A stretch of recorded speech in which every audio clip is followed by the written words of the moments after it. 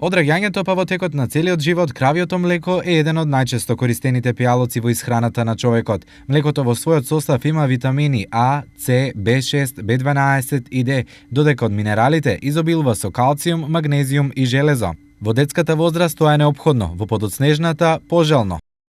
Млекото е добро за здравјето на коските, зашто на нив не е неопходен им е калциумот. Тој представува минерал кој обезбедува структурна моќ на коските и забите и помага за одржување на голем број функции на телото.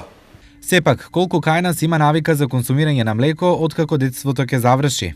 Па пијат децата. Пијат, ама повише од 4 пати. Колку често?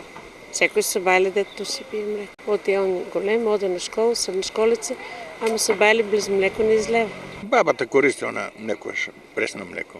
На собајле, по чаша млеко пија.